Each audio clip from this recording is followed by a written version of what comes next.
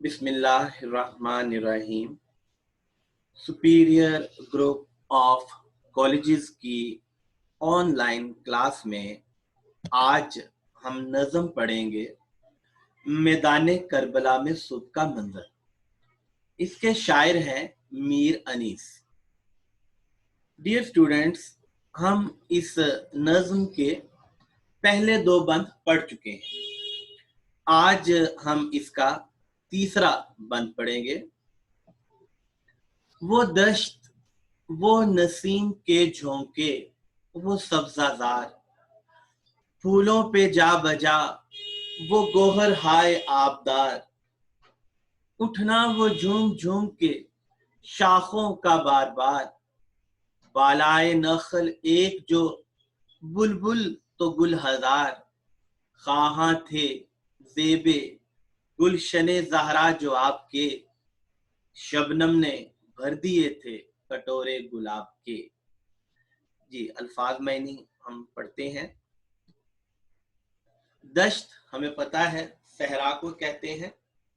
नसीम ठंडी हवा, सब्जाजार सब्ज मैदान, गोहर हाय आबदार, आबदार चमकदार गोहर मोती, गोहर हाय आबदार चमकदार मोती।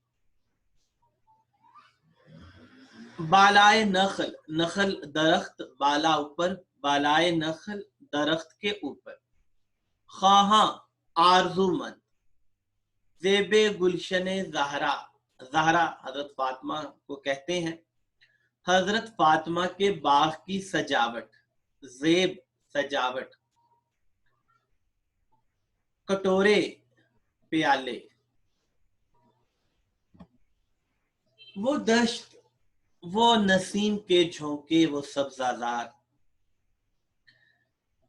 इमाम अली मकाम मैदान करबला में तशरीफ ला चुके थे। आपकी आमद पर मैदान करबला जो एक खुश्क सहरा था, जो एक लकोदक सहरा था, वो एक गुलो गुलजार का नज़ारा पेश करने लगा। और शायर हमें ये बताते हैं कि वो जो दश्त था मैदान करबला का, उस दश्त में अब सब्जा नजर आ रहा था, और वो जो सब्जा था वो हवा की वजह से लहक रहा था। नसीम के झोंके, सुबह का वक्त था और सूरज की वो हिद्दत, वो हरारत नहीं थी, इस वजह से ठंडी हवाएं चल रही थी। और सब्जाजार मैदान करबला का जो सहरा था, वहां पर अब सब्जाजार सब्ज मैदान नजर आ रहा था, और जो करबला की जमीन थी वहां एक हरियाली सी महसूस हो रही थी।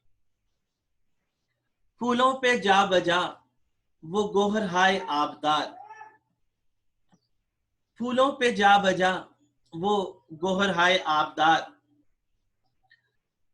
मैदान करबला में जो फूल थे, उन फूलों पे चमकदार मोती मौजूद थे। मैदान करबला में जो फूल थे, उन फूलों पे चमकदार मोती मौजूद थे। यहाँ मीर अनीस ने इस तारे का इस्तेमाल किया है। वो ये बताते हैं कि फूलों पे चमकदार मोती हैं, फूलों पे जगह जगह पे चमकदार मोती हैं। यानी इस मिसरे में उन्होंने इस तारे का इस्तेमाल किया। मुस्तार मिनहू क्या है? मुस्तार मिनहू गोहर है, यानी मोती। उन्होंने कहा फूलों की पत्तियों पर मोती है। मुस्तार लाहू, डियर स्टूडेंट्स, आपको ये मालूम है कि इस तारे में मुस्तार लाहू मौजूद नहीं होता। मुस्तार लाहू का हमें अंदाजा लगाना पड़ता है। आखिर वो जो फूलों की पत्तियों पे मोती हैं, गोहर हैं, तो आखिर वो क्या है? किनको मोती कहा गया? वो शबनम के कतरों को कहा गया। अब शबनम के कतरे क्या हैं? ये पानी के कतरे हैं। अब पानी के जो कतरे हैं, जो सुबह के वक्त होते हैं, जिनको शबनम कहा जाता है, उन पर असल में सूरज की किरण पड़ रही है। تو جب سورج کی کرن پڑتی ہے تو وہ پانی کے قطرے، وہ شبنم کے قطرے چمک اٹھتے ہیں اور ایسا لگتا ہے کہ جیسے وہ کوئی چمکدار موتی ہے۔ تو شاعر جو ہے اس نے شبنم کے قطروں کو گوہر یعنی موتی کہا، اور وجہ کیا ہے؟ وجہ جامعہ چمک ہے کہ موتی بھی چمکتے ہیں اور یہ شبنم کے قطرے سورج کی کرن کی وجہ سے چمک رہے ہیں۔ تو اس مصرے میں میر انیس نے بڑی فنکاری سے استعارے کا استعمال کیا ہے۔ اٹھنا وہ جھوم جھوم کے شاخوں کا بار بار، پھر میدان کربلا میں جو ہوائیں چل رہی تھیں ان ہواؤں کی وجہ سے وہ جو پیڑوں کی شاخیں تھیں وہ جھوم رہی تھیں، ان پر ایک مستی کی کیفیت تھی اور وہ ایک مستی کی کیفیت میں وہ بار بار جھوم رہی تھی۔ بالائے نخل یعنی درخت کے اوپر ایک جو بلبل تو گل ہزار، درخت کے اوپر بلبل اور بلبل کے لیے ہزار طرح کے پھول موجود تھے۔ یہ جو بلبل ہے یہ پھولوں سے اس کا تعلق ہے اور بلبلوں کو پھول بہت ہی زیادہ اچھے لگتے ہیں، اور یہ جو بلبل ہوتے ہیں یہ عام طور پر ایک پھول کو ترستے رہتے ہیں، لیکن میدان کربلا میں آج ان کے لیے ہزاروں قسم کے خوبصورت خوشنما خوبصورت رنگوں والے پھول موجود تھے۔ تو بلبل جو ہے وہ کبھی کسی ایک پھول کے پاس اور کبھی دوسرے پھول کے پاس، اور مختلف پھول موجود ہیں جہاں بلبلوں نے آنا جانا لگایا ہوا ہے۔ خواہاں تھے زیب گلشن زہرا جو آپ کے، اس ماحول میں امام علی مقام حضرت امام حسین وہ آب کے یعنی پانی کے خواہاں تھے، یعنی پانی کی تمنا کر رہے تھے۔ اور امام علی مقام جو تھے وہ کون تھے؟ وہ سیدہ فاطمہ کے بیٹے تھے، سیدہ فاطمہ کے گلشن، سیدہ فاطمہ کے باغ کی سجاوٹ تھے۔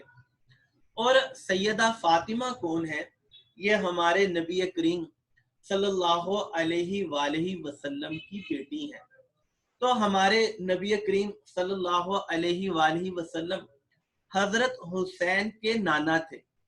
تو حضرت حسین جو تھے جن کا بڑا بلند مقام ہے، نبی کریم صلی اللہ علیہ وآلہ وسلم نے حضرت حسین کو کہا ہے کہ یہ جنت کے جوانوں کے سردار ہیں۔ تو امام علی مقام جنت کے جوانوں کے سردار ہیں۔ پھر نبی کریم صلی اللہ علیہ وآلہ وسلم نے فرمایا کہ اے اللہ مجھے حسین سے پیار ہے، تو بھی اس سے پیار کر جو حسین سے پیار کرتا ہے۔ آپ صلی اللہ علیہ وآلہ وسلم نے فرمایا کہ حسین مجھ سے ہے اور میں حسین سے ہوں۔ تو اتنی زیادہ شان والے امام علی مقام میدان کربلا میں موجود ہیں، اور نبی کریم صلی اللہ علیہ وآلہ وسلم امام علی مقام کے بارے میں یہ فرماتے تھے کہ حسن اور حسین یہ میرے جنت کے باغوں کے پھول ہیں، حسن اور حسین یہ میرے جنت کے باغوں کے پھول ہیں۔ تو امام علی مقام جو تھے وہ پیاسے تھے، اور وہ جو اسلام کے دشمن تھے، اہل بیت کے دشمن تھے، اور جو اصل میں اللہ کے دشمن تھے، انہوں نے امام علی مقام اور ان کے جانثار ساتھیوں پر پانی بند کر دیا تھا، جن کی وجہ سے وہ بہت زیادہ شدید پیاسے تھے۔ اب جب وہ بہت زیادہ پیاسے تھے تو شبنم نے بھر دیے تھے کٹورے گلاب کے۔ شبنم یعنی پانی کے قطروں کو یہ احساس ہو گیا کہ امام علی مقام جن کی بڑی اونچی شان ہے، جن کا بڑا مقام ہے، اور وہ شدید پیاسے ہیں، تو اس نے اپنی ہمت کے مطابق، اس نے اپنی استطاعت کے مطابق گلاب کا جو پیالہ تھا اس کو پانی سے بھر دیا کہ امام علی مقام آئیں، اپنے لب مبارک لگائیں اور اپنی تشنگی اور اپنی پیاس بجھائیں۔ تو اس بند میں میر انیس نے بہت خوبصورت الفاظ سے ایک نقشہ کھینچا اور الفاظ کے ذریعے انہوں نے ہمیں یہ بتایا کہ خوبصورت مناظر ہیں، میدان کربلا میں سبزہ ہے، ٹھنڈی ہوائیں چل رہی ہیں، پھولوں پہ شبنم کے قطرے ہیں، ان پر سورج کی کرن پڑ رہی ہے اور وہ چمک رہے ہیں، شاخوں پر مستی کی کیفیت ہے، بلبلوں کے لیے ہزار پھول موجود ہیں۔ اور اس خوبصورت ماحول میں امام علی مقام شدید پیاسے ہیں، تو شبنم نے اپنی ہمت کے مطابق وہ جو گلاب کے کٹورے تھے ان کو اس نے پانی سے بھر دیا۔ تو شاعر نے بڑے خوبصورت انداز سے جذبات کا اظہار کیا اور امام علی مقام کی پیاس کو بھی بیان کر دیا۔ جی اگلے بند میں شاعر یہ بتاتے ہیں، وہ کومریوں کا چار طرف سرو کے ہجوم، کوکو کا شور، نالائے حق سر روح کی دھوم، سبحانہ ربنا کی صدا تھی العموم، جاری تھے وہ جو ان کی عبادت کے تھے رسوم، کچھ گل فقط نہ کرتے تھے رب الہ کی مد، ہر خار کو بھی نوکے زباں تھی خدا کی مد۔ تو ڈیئر اسٹوڈنٹس، الفاظ معنی، کمری یہ فاختہ کی طرح کا پرندہ ہے، سرو ہمیں پتہ ہے یہ اونچا درخت ہے جو سدا بہار ہوتا ہے، ہجوم یعنی پرندوں کا ہجوم تھا، پرندوں کی بھیڑ تھی سرو کے درخت کے پاس، کوکو کوئل کی آواز کو کہتے ہیں، نالائے حق سرہو اس کا راز حق ہے، اس کا راز سچ ہے، سبحانہ ربنا ہمارا رب پاک ہے، ہمارا رب پاک ہے، العموم عام طور پر، جاری تھے وہ جو ان کی عبادت کے تھے رسوم۔ آگے جی، گل پھول کو کہتے ہیں، رب اعلیٰ اعلیٰ رب اللہ تعالی، مد مد تعریف کو کہتے ہیں، اور خار کانٹوں کو کہتے ہیں۔ تو میر انیس اس شعر میں، ان اشعار میں یا اس بند میں ہمیں یہ بتاتے ہیں کہ میدان کربلا میں سرو کے درخت بھی موجود تھے، اور سرو کا جو درخت ہے وہ مشہور ہوتا ہے اپنی اونچائی کی وجہ سے، اور سرو کا جو درخت ہے اس پر خزاں نہیں آتی، یہ ہمیشہ ہرا بھرا ہی رہتا ہے، اور جو کمری ہے یہ پرندہ ہے اور یہ سرو کے درخت کا عاشق ہے، تو بہت زیادہ کمری موجود تھے، بہت زیادہ پرندے تھے، اور وہ سرو کے درخت کے آس پاس پرواز کر رہے تھے، کبھی اس درخت پر بیٹھتے تھے، تو انہوں نے ایک ہجوم لگایا ہوا تھا سرو کے درخت کے پاس۔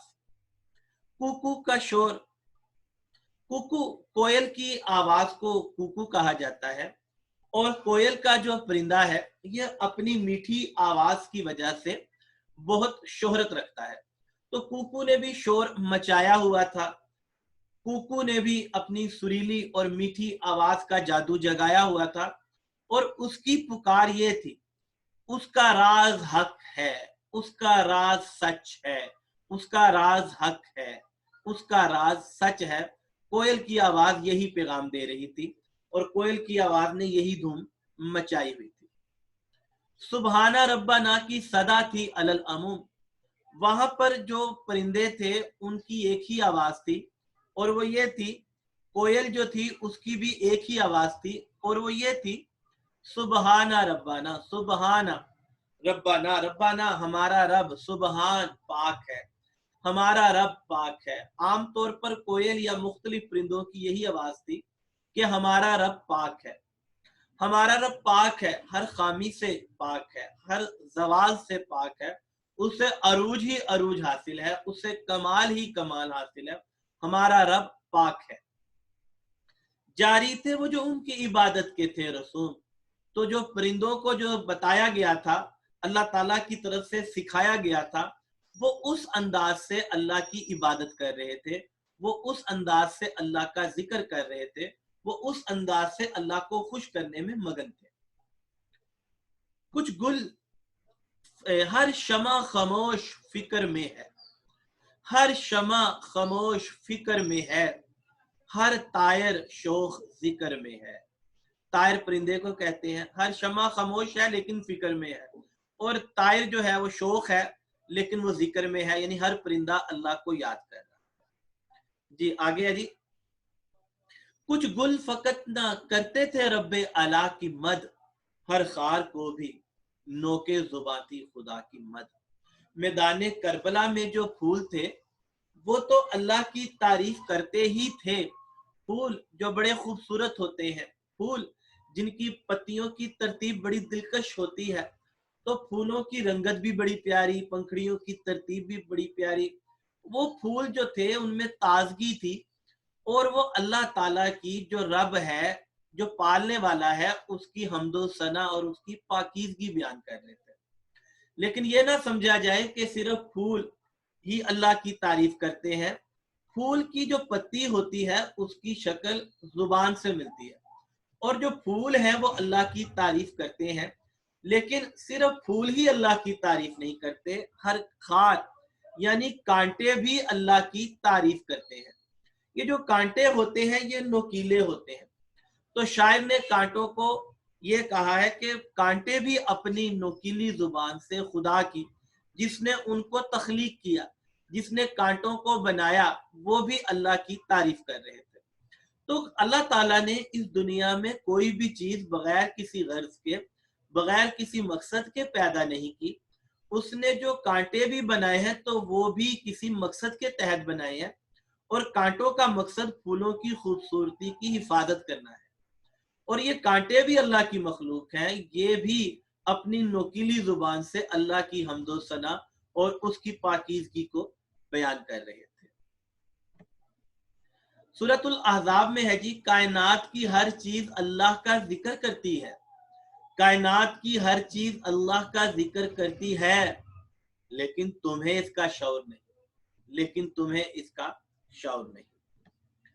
पत्ता पत्ता बूटा बूटा जिक्र खुदा में खोया, पत्ता पत्ता बूटा बूटा जिक्र खुदा में खोया, डाली डाली गुंचा गुंचा जिक्र खुदा में खोया, डाली डाली गुंचा गुंचा जिक्र खुदा में खोया। जी डियर स्टूडेंट्स, अब हम बढ़ते हैं आखिरी बंद की तरफ। चूंटी भी हाथ उठा के ये कहती थी बार बार, ए दाना कश ज़ईफों के राज़िक तेरे निसार, या हय्यो या कदीर की थी हर तरफ पुकार, तस्बीह थी कहीं कहीं तहलील किरदगार, तायर हवा में मस्त हिरन सब्जाजार में, जंगल के शेर गूंज रहे थे कछार में।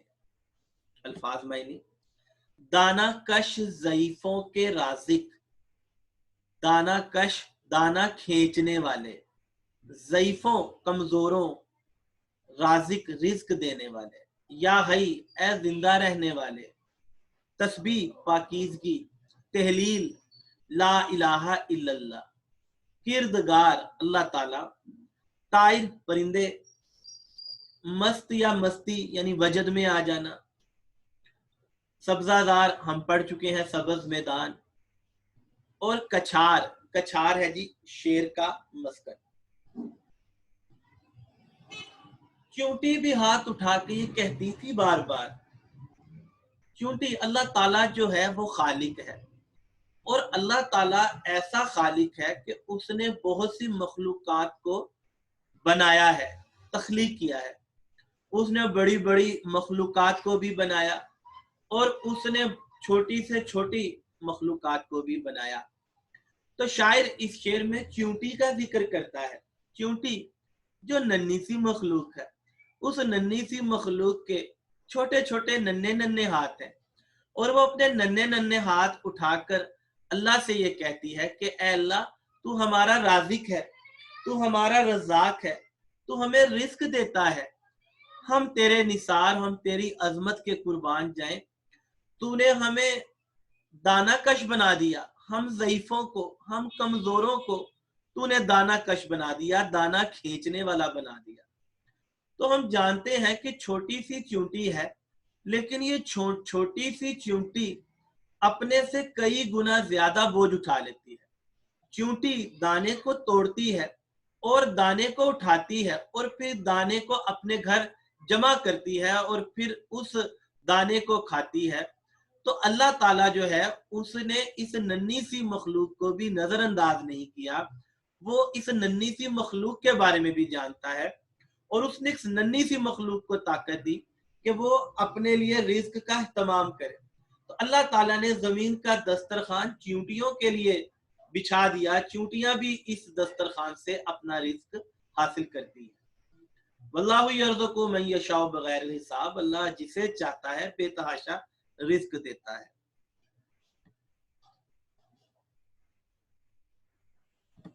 یا حیو، یا قدیر کی تھی ہر طرف پکار، یا حیو، اللہ تعالیٰ ہمیشہ زندہ رہنے والا ہے، اللہ تعالیٰ ہے جو ازل سے ہے، اللہ تعالیٰ ہے جو ہمیشہ رہے گا، اللہ تعالیٰ ہے جو موت سے پاک ہے، تو اللہ تعالیٰ حی ہے، اور اللہ تعالیٰ قدیر ہے۔ ان اللہ علی کل شیء قدیر، بے شک اللہ تعالیٰ ہر چیز پر قدرت رکھتا ہے۔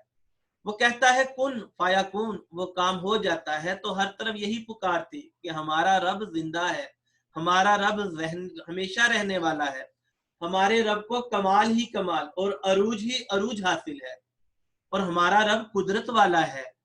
تثبیت ہی کہیں میدان کربلا میں کہیں پر اللہ کی پاکیزگی کو بیان کیا جا رہا تھا، کہیں تحلیل کردگار، کہیں افضل الذکر یعنی لا الہ الا اللہ کا ورد کیا جا رہا تھا۔ لا الہ الا اللہ یعنی اللہ کے علاوہ کوئی عبادت کے لائق نہیں ہے، اس چیز کا ورد کیا جا رہا تھا۔ طائر ہوا میں مست، ہرن سبزہ زار میں، تو وہ جو پرندے ہیں جو ہواؤں میں اڑتے ہیں، اللہ تعالیٰ نے پرندوں کو طاقت دی ہے، یہ اپنے پتلے سے اور باریک سے پروں سے اڑان بھرتے ہیں، تو یہ ہوا میں جو اڑ رہے ہیں ان پر جو مستی کی کیفیت ہے، اصل میں یہ پرندے بھی اللہ کا ہی ذکر کر رہے ہیں، اور یہ پرندے بھی اللہ کو ہی یاد کر رہے ہیں۔ ہرن جو ہے وہ اپنی چال کی وجہ سے مشہور ہے۔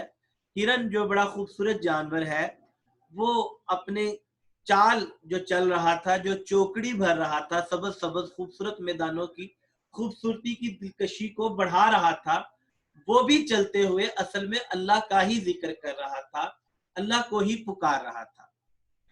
جنگل کے شیر گونج رہے تھے کچھار میں، جنگل کا بادشاہ یعنی شیر وہ اپنے کچھار یعنی اپنے مسکن میں موجود تھا، اور وہ اونچی آواز میں اللہ اللہ کر رہا تھا، وہ ذکر جہر کر رہا تھا۔ ذکر دو طرح کے ہوتے ہیں، ایک ذکر خفی یعنی آہستہ آواز میں ذکر کرنا، اور ایک ذکر جہر یعنی اونچی آواز میں ذکر کرنا۔